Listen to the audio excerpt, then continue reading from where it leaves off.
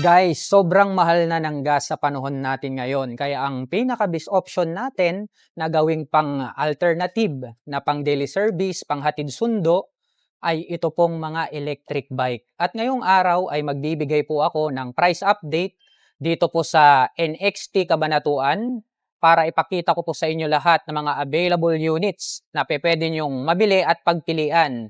Dahil dito po, mayroon po tayong 2 wheels, mayroon din po tayong 3 wheels, at mayroon din po tayong 4 wheels. Kayo na lang po yung mamimili, depende po sa inyong pangangailangan. At ngayong araw ay samahan nyo po ako at ipapasilip ko po sa inyo lahat ng mga available units dito sa branch. At yan ang ating aalamin ngayon. Tara!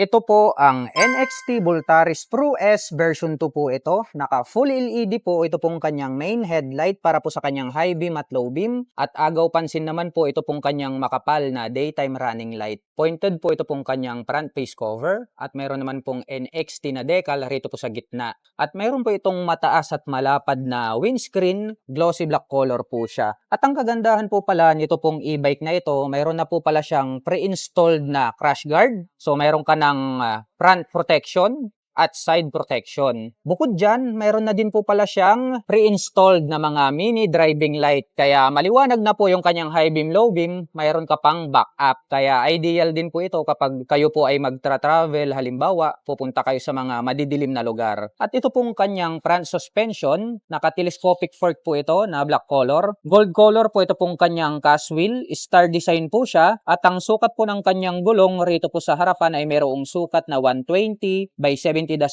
Tubeless po ito at ang kanya pong front braking system ay naka-disc brake po ito with 2-pad caliper. Silipin naman po natin ito pong kanyang meter panel display. Naka-digital po yan at ito po ay naka-naked handlebar. Yung kanya pong switch ay mechanical key po siya. Mayroon na rin po pala siyang shutter lock key for safety purposes. At dito naman po sa kanan, nandirito po yung kanyang charging port. So, fast charging na po ito. 18 amperes po yan. Kaya in just 2 hours lang po ay pwede na pong ma-full charge ito pong e-bike na ito. Mayroon din po pala siyang utility hook dito po sa harapan. At mayroon po siyang on and off rito. May hazard button din po siya. At mayroon din po siyang speed. At ito pong kanyang footboard, maluwag po ito at pwede po tayong maglagay rito ng mga existing baggage na hindi naman kasya sa kanyang underseat compartment. Ito pong kanyang upuan, nakaka-humble back seat na po pala ito. Premium seat po pala itong kanyang seat cover. Oh. At yung tahi, masasabi natin na matibay. Attractive po at malambot ito pong kanyang upuan. Buksan po natin. Maluwag din po pala ito pong kanyang underseat compartment. Mas maluwag pa to kung i-compare natin doon sa ibang mga gasoline type engine na motorcycle. At sa tansya ko naman po ay kakasya po rito ang full face helmet kahit anong size at brand. At meron na rin po pala itong rear carrier. Pre-installed na rin po ito at ang kagandahan po niyan, mayroon pa po pala itong kasamang top box. So, top box ready na siya, may free pa po ito na top box. So, yun po yung kagandahan nito pong e-bike na ito. Ito pong ating pillion step para sa ating backrider. Alloy po yan at diecast din po ito pong kanyang side stand at metal naman po yung kanyang center stand. Yung sukat po ng kanyang gulong rito sa likuran, the same din po dun sa harapan. At pagdating naman po rito po sa kanyang rear suspension, ito po pala ay naka dual sub-tank shock absorber. Naka full LED na rin po ito pong kanyang tail light at turn signals. At ito po ay mayroong battery capacity na 72 volts, 78 ampere with BMS, active balancer po yan. LiPo4 po yung kanyang battery. At ang kanya naman pong motor power ay mayroon po itong 3,000 watts. At ang kanya naman pong mile range ay umaabot po ito ng 170 to 200 kilometers sa isang full charge. At ang kanya naman pong maximum speed ay umaabot po ito ng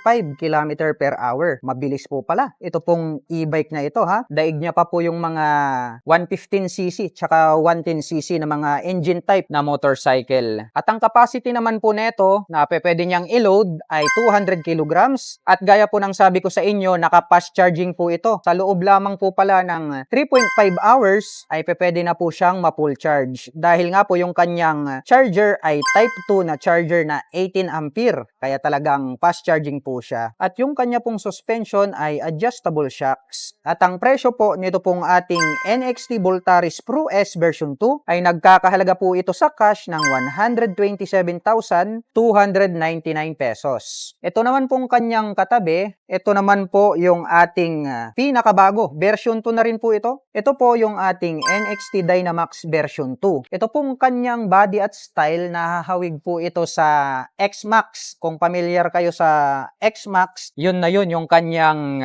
special cover at yung design nito pong kanyang headlight, kaya talagang more attractive. Gumagamit po pala ito ng projector lights para po sa kanyang high beam at low beam. At gaya ng sabi ko sa inyo, attractive po ito pong kanyang daytime running light kasi nga pag pinagsama mo yan ay X-design po siya. At very pointed po ito pong kanyang front face cover hanggang rito sa kanyang mga edges. At mayroon naman po itong windscreen na black color. At dito po pala located dito pong kanyang mga LED na turn signals. At ito po ay gumagamit ng telescopic fork para po rito sa kanyang front suspension. Gold color po na star design, ito pong kanyang cast wheel. At ang sukat po ng kanyang gulong rito po sa harapan ay mayroong sukat na 120 by 70-12. Tubeless na po yan. At ang kanya naman pong front braking system, naka-disc brake with 2-pad caliper. At equip po pala ito ng CBS, so combination brake system yung kanya pong preno. So once po na pinihit natin yung ating rear brake, sasabay po ng 30%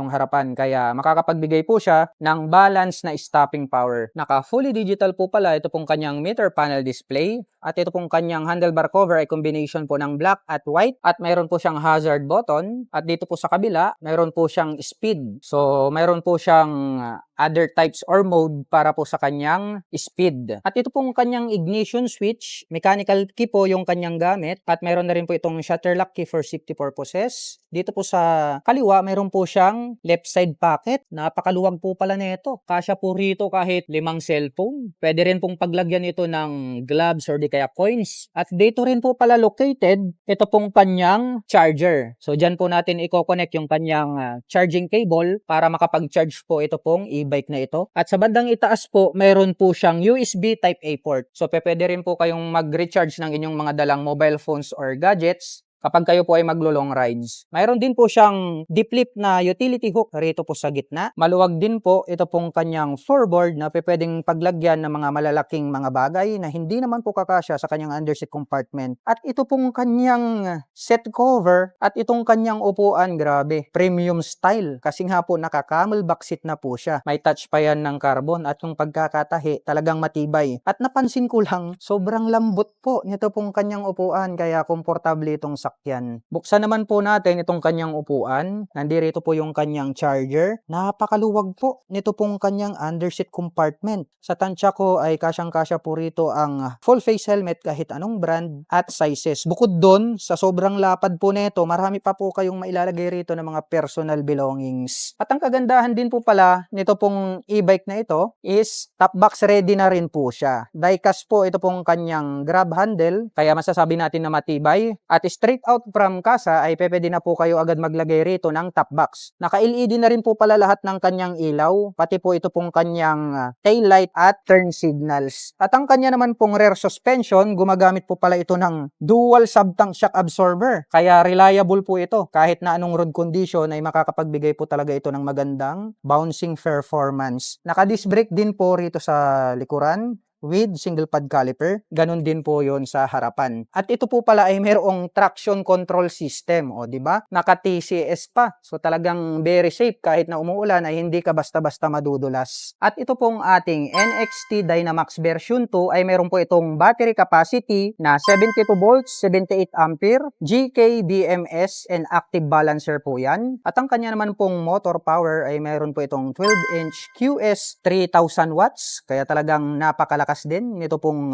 e-bike na ito. At ang kanya naman pong mile range ay umaabot po ito ng 170 to 200 kilometers sa isang full charge. At ang kanya naman pong maximum speed ay umaabot po ng 95 km per hour. At ang kanya naman pong maximum load capacity ay 200 kilograms. At ang kanya naman pong charging time, napakabilis rin. 3.5 hours, full charge na po siya. At ang kanya naman pong charger type na gamit ay Type 2 charger na 18 ampere. Kaya fast charging po talaga siya. At yung kanya pong suspension ay adjustable shocks. At ang presyo po nito pong ating NXT Dynamax version 2 ay nagkakahalaga po ito sa cash ng 126,588 pesos. Kung ang hanap nyo naman pong electric vehicle ay mahilig po kayo sa mga classic bike, ito ang bagay sa inyo. Dahil ito po ay isang uri ng classic scooter. Very attractive po ito pong isang ito. Ito pong kanyang main headlight is rounded shape po ito dahil nga classic bike at naka-projector lights po yung kanyang ilaw kaya asahan natin maliwanag po yan. Yung kanyang mga turn signals located po rito sa bandang ibaba, LED na rin po yan. Mayroon po siyang NXT rito na 3D emblem sa gitna at nagkaroon po siya rito ng accent na parang grill, kaya agaw pansin din po siya. At ito pong kanyang front suspension ay naka-telescopic fork po ito na gray color, naka-disc brake dito sa harapan with single pad caliper, at ito pong kanyang metal wheel is gray color din po siya, nakaterno po yan dito sa kanyang front suspension. At ang sukat po ng kanyang gulong rito po sa harapan ay mayroong sukat na 3x10, tubeless na po yan. Ang cute din po ang lapad nito pong kanyang front fender. So ganyan po talaga yung mga style ng ating mga classic bike. At dito po pala sa bandang itaas, mayroon po siyang maliit dito na visor, parang windscreen na combination ng green tapos white kaya talagang attractive din po siya. Naka-digital po ito pong kanyang meter panel display. Mayroon din po itong hazard light. At syempre, hindi po mawawala yung kanyang speed mode. At pagdating po sa kanyang ignition switch, ito po ay naka-mechanical key. Mayroon din po siyang left side pocket. So maluwag din po, pwedeng paglagyan ng mobile phones, gloves, etc. At mayroon din po siya ritong utility hook sa gitna. No kaya itong nandirito sa bandang ibaba. So may nakalagay naman po dyan na VIN. At ito pong kanyang footboard. Ang ganda po nito pong kanyang footboard. Mayroon po palang nakalagay kasi na matting. So maluwag din po siya, pwedeng paglagyan ng mga malalaking baggage. Ito pong kanyang upuan, malapad po ito na pabilog. Simple lang naman po yung kanyang seat cover pero yung kulay, ang ganda. Gray color po siya. Buksan po natin ito pong kanyang upuan. Ang luwag din po nito pong kanyang underseat compartment. Kahit itong classic e-bike na ito, kakasya po rito ang full face helmet kung hindi ako nagkakamali dahil talagang maluwag.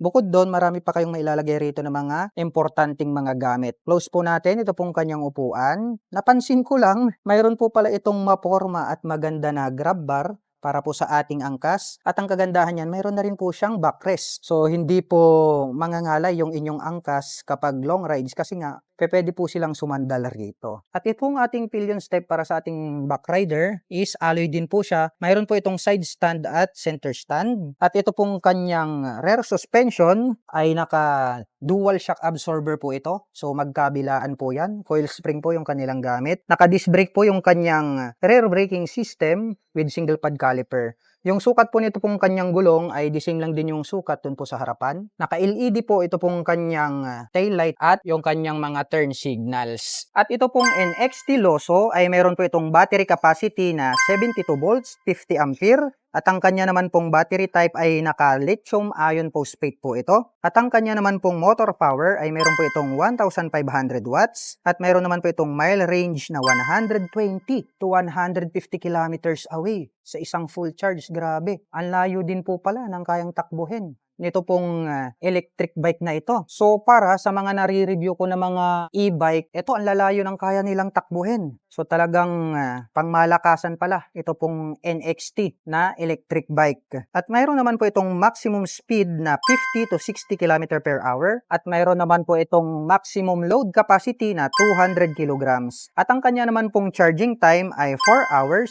At ang kanya naman pong charger type ay 10 ampere. At ang presyo po nito pong NXT Loso ay nagkakahalaga po ito ng 71,099 pesos sa cash. Ito naman po yung ating NXT Voyage Long. Attractive din po yung kanyang body and design, lalong-lalo na kapag ating tinititigan dito sa harapan. At maangas din po pagdating po rito sa kanyang side profile. Napansin ko lang ito pong kanyang handlebar cover, napakalaki at napakakapal ng kanyang daytime running light. Kaya ini-imagine ko habang tinitignan ko pagdating ng gabi, talagang agaw pansin to. Very visible kasi nga ang laki ng kanyang daytime running light. At para sa akin parang maganda siyang i-customize, no? Lagyan mo ng RGB. Nako, ang ganda niyan. Dito po pala located ito pong kanyang turn signals. At ito pong kanyang main headlight ay naka full LED po ang kanyang high beam at low beam. Mayroon pa po siyang makapal rito na daytime running light.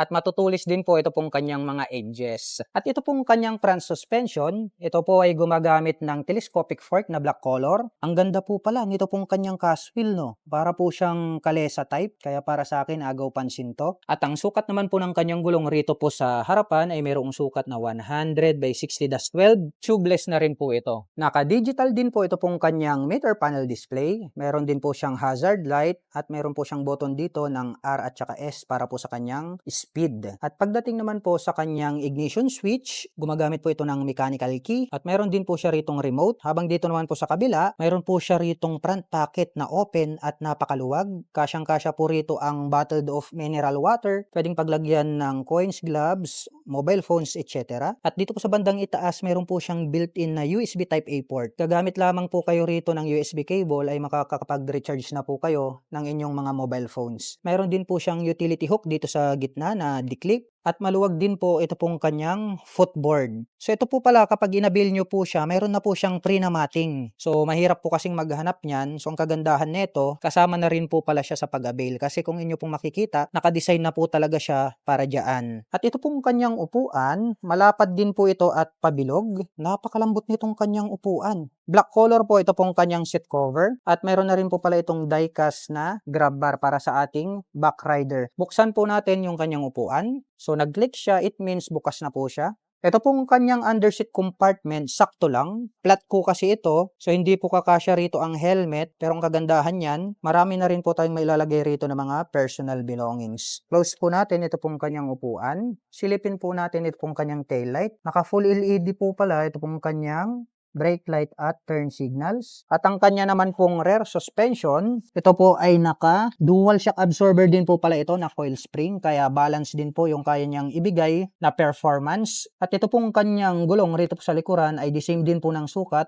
doon sa harapan. At ito pong NXT Voyage Long ay meron po itong battery capacity na 72 volts, 32 ampere, lead acid po yan. At meron naman po itong motor power na 2000 watts, brushless motor po yan. At meron naman po siyang mile range na 80 to 100 kilometers away kapag full charge. At ang kanya naman pong maximum speed ay umaabot po ng 40 to 50 km per hour. Mabilis na rin po yan. At yung kanya pong maximum load capacity ay kaya niya pong bumuhat ng 200 kilograms. At mayroon naman po itong charging time na 6 to 8 hours. At ang presyo po ng NXT Voyage Long ay nagkakahalaga po ito sa cash ng 47,899 pesos. At kung ang hanap nyo naman pong e-bike ay pang family service, mayroon po tayo ritong available na 2 unit na pwede nyong pagpilian ngayon dito sa branch. So mayroon po tayo ritong bagong dating na ina-assemble pa lang. Ito po pala yung NXT CT6 dahil nga pang 6-seater po yan. So ito pong kanyang main headlight, naka-LED na rin po yan, naka-projector lights pa yan at meron din po yung daytime running light at nandirito po yung kanyang mga LED na turn signals. At ang kagandahan po nito, mayroon po itong front bumper at yung kanyang windscreen or windshield hindi pa po nakakabit dahil nga bagong dating pa lang to, ina-assemble pa lang.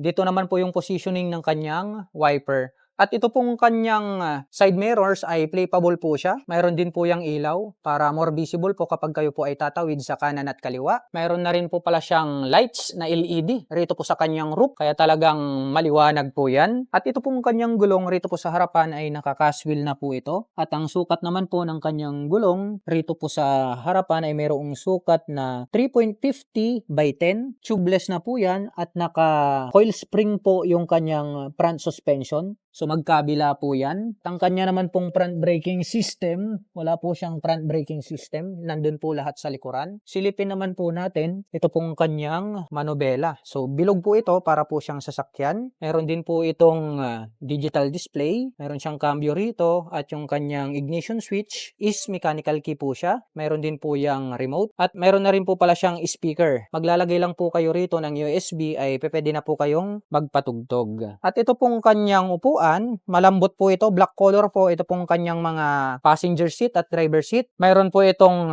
armrest at backrest. At mapapansin natin, meron din po itong mga tarapal. Removable po yan, pwede nyong ilagay kapag rainy season at pwede nyo namang tanggalin kapag sunny days. Ito pong kanyang roof, meron po siyang plastic cover dito sa top at metal naman po rito sa gitna. Makakapal po yan kaya masasabi natin na matibay. At dito po sa likuran, nakatalikod po yung passenger kapag nandirito. So kaya po siya tinawag ni NXT na CT6 kasi nga pang-animan. Pwedeng dalawa ron sa harapan, dalawa po rito sa gitna at dalawa din po rito sa likuran. So mayroon din po yung rear bumper at mayroon na rin po siyang kasama na na extra na gulong. Yun pong kanyang rear braking system, naka-disc brake po yan, magkabilaan po yan at yung kanya pong suspension ay naka-coil spring din po siya. At ang sukat po ng kanyang gulong rito sa likuran ay mayroong sukat na 3.50/10. The same po ng sukat yung kanyang gulong sa harap at likod. At ito pong ating NXT CT6 ay meron po itong battery capacity na 60 volts 38 ampere at meron naman po itong motor power na 1,800 watts at meron naman po itong mile range na 30 to 40 kilometers at meron naman po itong maximum speed na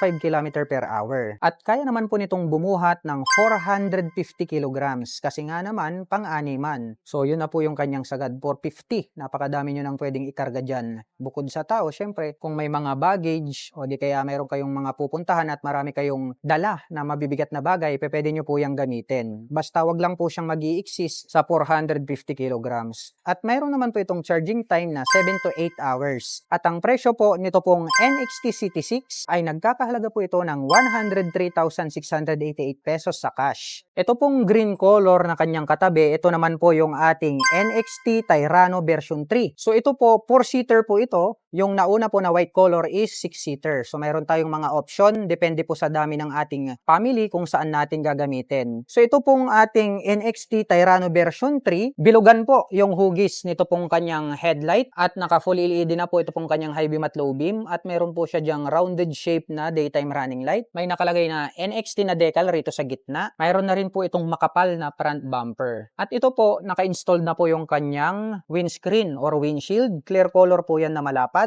Malinaw po yan kahit umuulan kasi nga mayroon na rin po siyang wiper. At flippable naman po ito pong kanyang side mirrors. At ito pong kanyang gulong rito po sa harapan, naka-diecast po ito. Chrome color po siya at ang sukat po ng kanyang gulong rito po sa harap ay may sukat na 3x50/10. Tubeless na po yan. Yung kanyang front braking system, wala po. Nasa likod lahat ng kanyang braking system. At yung kanya naman pong front suspension, coil spring po yung kanyang gamit. Silipin naman po natin, ito pong kanyang manubela. Bilog po ito pong kanyang manubela na parang sasakyan. Meron po siyang mga digital display, stereo, may USB. Meron siyang front pocket. At nandirito yung kanyang mga switch. May built-in na po na speaker. At ito pong kanyang passenger seat at driver seat, maluwag po ito. Black color po. Ito pong kanyang seat cover. Mayroon po siyang backrest. Mayroon po siyang armrest. At mayroon din po siyang grab handle. Mayroon na rin po itong kasama na tarapal kapag inyo pong inavail. So, removable. Kapag sunny days, pwedeng tanggalin. Pag rainy days, pwedeng ibalik or ilagay. Mayroon na rin po pala siya ritong extra na spare tire. Ang sukat po niyan ay 3.50/10 na tubeless. Ganon din po yung sukat ng kanyang gulong rito po sa likuran. At ang kanya naman pong front braking system, naka-disc brake po ito, magkabila, left and right. At dito po sa likuran, meron po pala siya ritong storage box. So disusi po yan para hindi po makuha ng ibang tao yung mga ilalagay natin dito na important belongings. Mayroon din po siyang rear bumper at dito po pala nakalagay ito pong kanyang mga tail light at turn signals. At ito pong NXT Tyrano version 3 ay meron po itong battery capacity na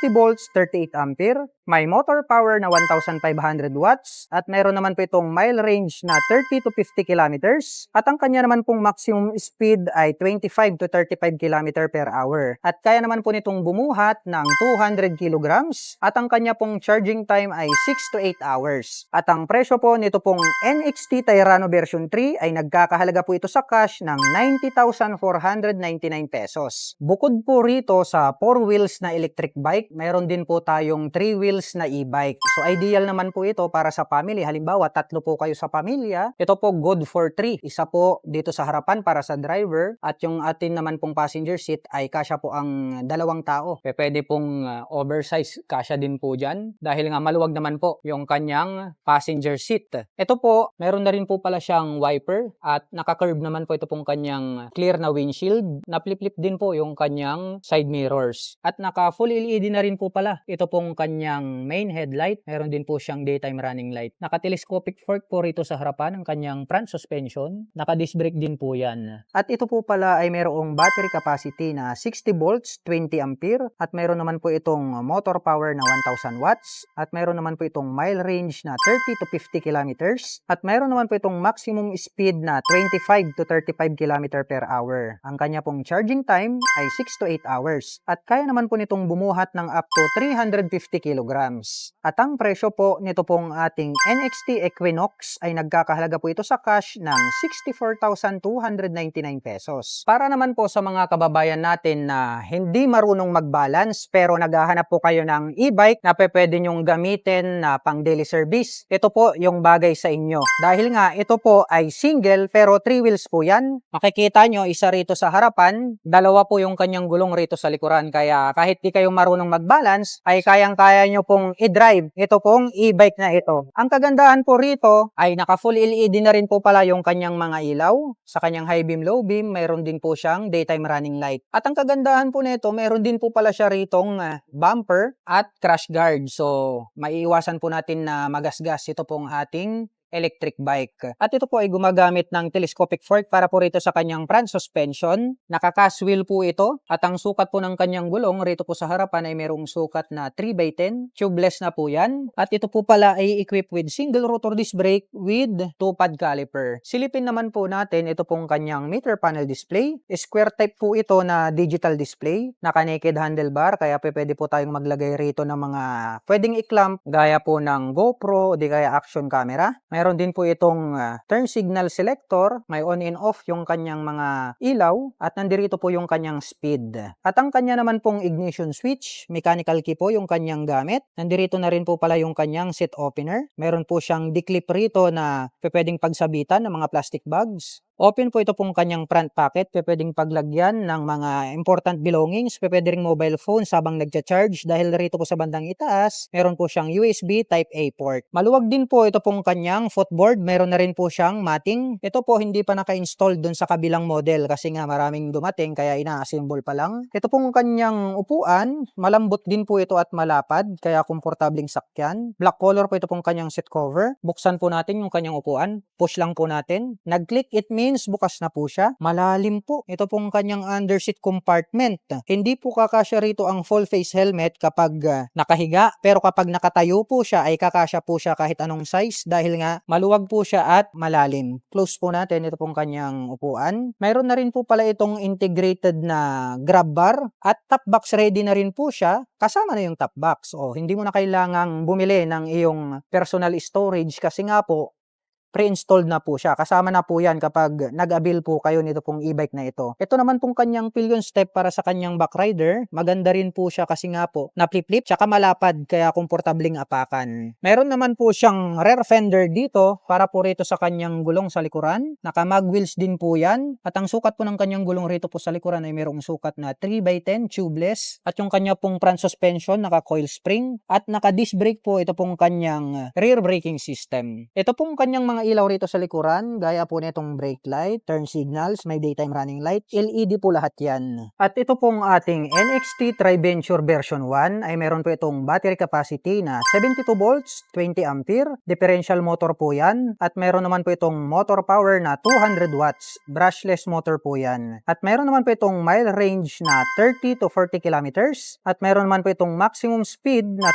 35 to 40 km per hour. At ang kanya pong charging time ay 6 to 8 hours. At mayroon naman po itong maximum capacity load na 250 kilograms. At ang presyo po nito pong NXT Tri-Venture version 1 ay nagkakahalaga po ito sa cash ng 43,599 pesos. At kung umabot ka sa dulo ng video na ito at interested ka na maglabas o bumili ng mga electric bike, ay maaari nyo po akong i-message at i-PM para matulungan ko po kayo na makapaglabas ng inyong dream electric bike.